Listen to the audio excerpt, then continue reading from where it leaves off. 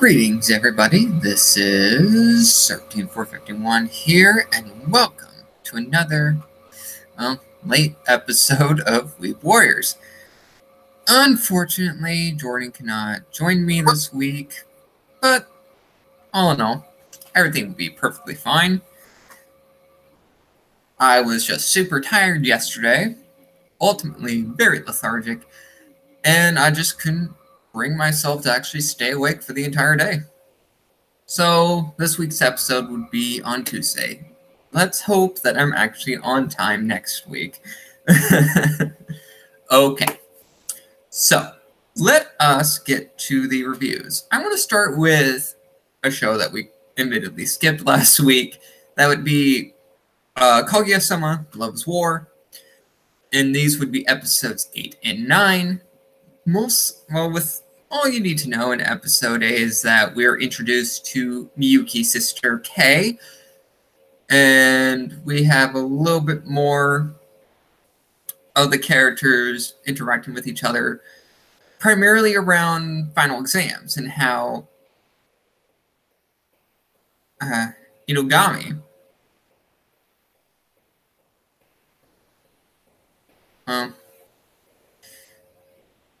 our little neat boy doesn't really he doesn't do well in school, and one of the vignettes actually shows Kaguya in her own special way basically bring this guy up to higher grades because she cares about him because she's on the student council.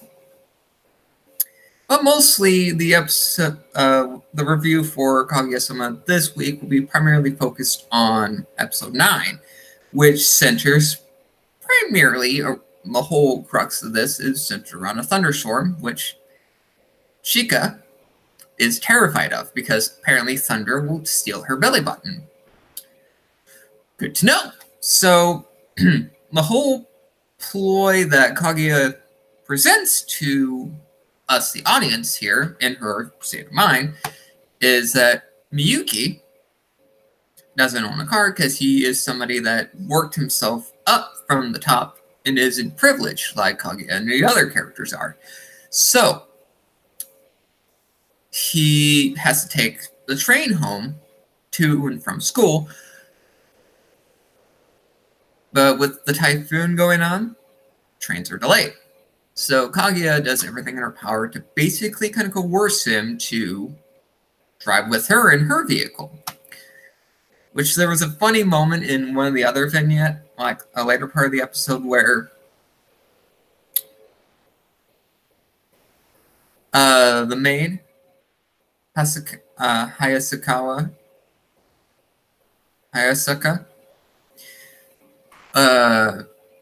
one of the most snarky characters in anime that you will ever see, she's great, by the way, basically asks her, Kaguya-sama, why do you want...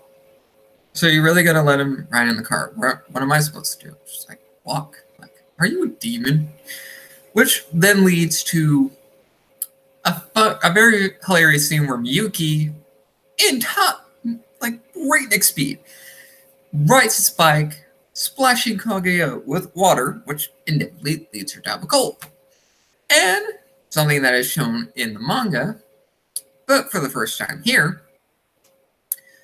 anything that affects Kaguya in a very powerful sense, like albeit emotionally or just plain sickness, she acts like a big old baby. Basically, she transforms into an idiot. So, Hayasaka, as maid, takes care of her. And when Miyuki comes by to visit Kaguya, after beating Chika in a game of wits with our boy Inugami, basically bringing her nothing but shame for just cheating. And everything in this episode was just pure hilarity and pure perfection in terms of a comedic sense. And that's pretty much what you need to know. If Jordan were here, we would have more input and analysis in the grand scheme of things, but as it may, be that as it may, that's not going to be the case here. So let's move to the Promised Neverland with episode 9. And with this episode in particular, folks, shit is getting real. I'm not going to sugarcoat it. Things are going to be immensely more terrifying. We are just coming off the heels of what happened in the previous episode. Ray is trying to think of a way to kind of figure things out. So he and Emma team up to convince Norman, who is okay with the fact that he's going to get shipped off, and that's what his plan was. So when they inevitably to convince him to actually go with the plan of escaping, so he would escape first, well, it turns out they can't escape from the wall because there's a big old cliff. And he just resigns himself to the fact that he's going to be shipped off, and that's pretty much how the episode ends. And that's terrifying. And just a lot of this episode's cinematography is just stunning and spectacular. We see more of an emotional vulnerability in Norman, which we've always seen him to be fairly confident in his skills and his intellect, much like the other characters. But we see a gradual, decay in his confidence that really is telling in his eyes, because there's more of a darkened circle around his eyes, signifying, at least to us, the audience, that he's having this mental break, this disconnect from his own sense of worth. How all of his plans up to that point have been fairly successful, and then he ultimately fails in the end, and just resigns himself to his fate. But that is to be seen, and I cannot wait for the next episode. Next up, we have Day Alive Season 3, with its episode 9, where Shido, with the power of, you'd bet, thanks to Kurumi, travels back in time 5 years ago to try to stop Origami from being the spirit that kills her family. But ultimately, his first attempt fails, and then when he meets the Kurumi of 5 years ago and has her use You'd Bet on him again, he ultimately succeeds in a lot of ways. He pushes Origami's parents out of the way of the blast radius and gets hit with the blast radius himself, which leads to him waking up in his room. Does this timeline change? Does this reality affect the timeline? Of course it does, more than likely. That's yet to be seen, but most notably, we get an interaction with Phantom. And we see Phantom change her form from basically static in humanoid form to that of a more human appearance. Although this isn't her real form, as she states.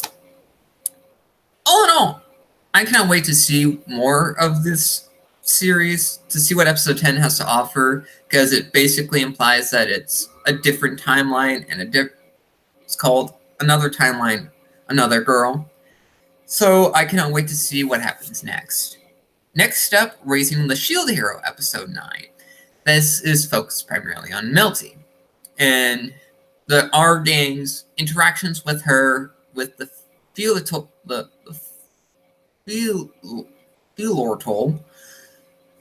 basically the giant chocobos.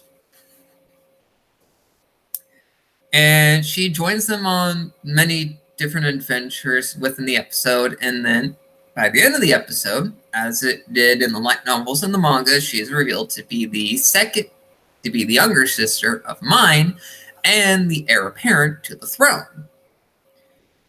And for those who have read the manga, you know what's coming. I'm waiting for it to be animated too, so it's all going to be a special sense of perfection. I cannot wait for it personally. On that particular side note, I have yet to check out the Shield Hero dub. It's just, I've been trying to watch other things, most notably some other new series that new to me, but old to everyone else in the anime community, primarily focused on more fuel for annual secrecy. Hopefully, I will be doing more episodes on that in the relative future. But all in all, that's a pretty short synopsis, and that's all I'm going to say about that. Also, as a side note, another side note, Mobiyasu has an angel fetish and thinks Philo, in her human form, is one. Just a little creepy there. Just a little creepy. But anyway, let's get on to the next episode. The next series, let's go with That Time I Got Reincarnated as a Slime. Focus primarily on the giant labyrinth that houses the dwelling of the spirits, where we're introduced to another demon lord, but the queen of the spirits, well, the disgraced queen of the spirits, Ramirez, who is a fairy that basically is a little shit talker, and I find that hysterical. So after Rimuru proves himself by destroying her Magi-Steel golem and promises her that he will make another one for her, she acquiesces to the demands that Rimuru wanted, imbuing spirits to the children. And we learn more about how that mechanism sort of works, and how a lot of the demon lords that we've met aren't really that antagonistic towards Rimuru at the start, but they're going to be meeting Claimant. Well, hopefully we'll be introduced to Leon and all that crazy shenaniganery. But all in all, another great episode to the series. And then we have, for our next show, that would be Magical Girl Spec-Ops Asuka. That would be episode 9. And it's basically the start of the assault on the Naha garrison, where we're introduced to the General of the Spirits and the one who gifted everyone their magical girl powers, General Tabitha, or Tabotha, I'm trying to remember her name correctly, who was nothing but a big titty spirit that wants nothing more to show affection to her magical girls, mostly to Asuka. And we also learn about other small character quirks. That Tamara likes cute things, and she finds Asuka incredibly adorable. Yet another female character that has some sort of feelings towards our protagonist, Asuka. Yay! But as someone who loves that Yuri shit, doesn't bother me in the slightest. Anyhow, this will also lead to the assault, which coincidentally, all the different monster names are subtle references to classic, to slashers and other things in the horror genre in our Western culture. One of the classes of these monsters, the Dryads, are named Voorhees after Jason Voorhees. A little interesting tidbit if I haven't mentioned it already in the past describing the show. But we have Geese and Chisato basically gearing up on the assault. And we are introduced to their plan of attack, basically hitting the garrison on different sides, with flying Gizaris, land-based ones, and then Chisato and Geese coming in to bother, to basically disrupt everything. So the magical girls themselves had to be split up. Mia taking on a lot of the forces, Tamara taking out the aerial support for the enemy side, and we have Kurumi and Asuka protecting General Tabitha, which coincidentally she cannot leave, which was their initial plan because magical bombs disrupted the gate to the world of the spirits. So we're basically in a very do-or-die situation where if the enemy gets to the general, the spirit world is done for, which is their whole plan all along. I cannot wait to see what happens next, and I'm eagerly anticipating that moment right when it happens. Then, finally, if I'm actually remembering things correctly, as things want to happen in the grand scheme of things, let's talk about Mob Psycho 100 Mob Psycho 100 Season 2, Episode 9. Basically, the whole bait and switch that Bob's family getting killed, yeah, that wasn't happening. That did not happen. His parents went on a vacation because the son of the head of Claw basically wants to put his father down, put his father in his place, and ultimately wanted to give Ritsu and Shigo, or their parents, something nice. And Dimple and Reagan basically say, yeah, his family's pretty much dead. After, in their minds, they're basically sparing his feelings for getting him to go on a murderous rampage. Yet the other sidekicks from the past, like the former 7th Division of Claw, and those they kidnapped, along with our blonde-haired character, I forget his name, I apologize. Basically, they all team up to fight Claw from taking over the world. And that's essentially it. That's all I have to say about the episodes. And as for the Otaku Soapbox discussion question, well, it's more like for me, the question here is, it's not necessarily a question, but it's mostly something I want to put forth in the anime community. When you have a lot of bait and switches, especially in series that play with the bait and switches and a lot of cliffhanger moments, I think it really works well. It's very prevalent in The Promised Neverland. It's also fairly prominent in Magical Girl Asuka and, to some aspects, Mob Psycho, where we have these very cliffhangery moments where we want to see what happens next. It's that eager anticipation. And sometimes that eager anticipation can really hinder us in that situation. What I mean by that, folks, is this. When we have certain shows that leave off on a very excellent cliffhanger, and that particular cliffhanger kind of falls flat on its face and doesn't really amount to anything, kind of makes the fans of that particular show really annoyed. Especially if it's the end of the series, where it ends on this could potentially be another season, but that rarely happens. And a lot of the cliffhanger endings in a lot of anime are basically there to kind of grab your attention to make you want to see more of the show. If it's done correctly, it's that hype factor. If it's done incorrectly, then it's basically showing that it amounts to nothing. That's a bit of the problem with Darling in the Franxx to some people, I believe. But I enjoy Darling in the Franxx for its ride, but I can see its inherent faults. Because looking back, it wasn't that perfect, but it was a great show, even though it didn't live up to a lot of the expectations people had with it. Gridman was another great example of, with some cliffhanger moments, and you think that a lot of things were going to happen, and there's that speculative factor to it. Sometimes it fell flat, sometimes it didn't. And I thought that was perfect. And it was a very stunning moment with that particular anime.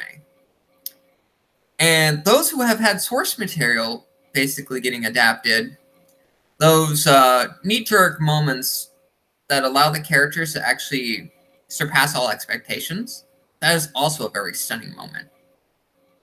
Also, well, that's pretty much all what I have to say here, folks.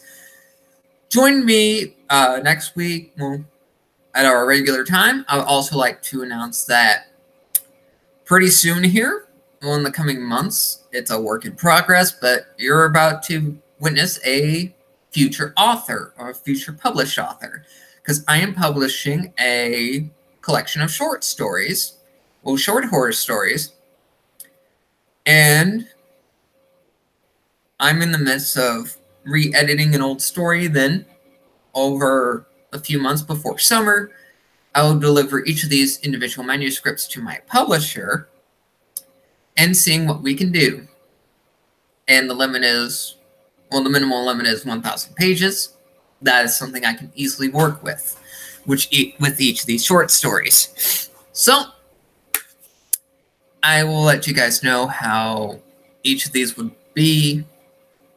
And I may even, on this really fun off chance, I could also read to you some of these short horror stories. Hopefully around October and Halloween, where I can basically read 4 of my short stories on a weekly basis. Then on Halloween, if it actually falls in that kind of small stratagem, the Halloween story will be basically my longest short story. And with that, I'm going to end things here. Follow me on Instagram. I'm probably not going to put the link in the description like I used to. That's just how it's going to be, folks. And tune in later, because I'll be posting an episode of Ennio Secrecy. Yes, I know. After months of radio silence for that show, everyone thinking it was dead, it's going to come back, folks. But it's not going to be the Okami-san episode that I wanted to do. Instead, it's something a little bit more, shall we say, fun, lighthearted. Something that surpasses all expectations for a certain genre. And this is a show that got a dub a few months ago, and I decided to rewatch it for the sake of great comedy gold. If you guys can figure that out, I will commend you for it. Oh, anyway, tune in for that later tonight, and hopefully another episode of Fate Index, where we'll be talking about a berserker. And this particular berserker will be one of the most powerful berserkers within the series itself. And what may follow could be another Fate Codex episode, depending if that berserker in particular has a master. Anyway, catch you guys next week.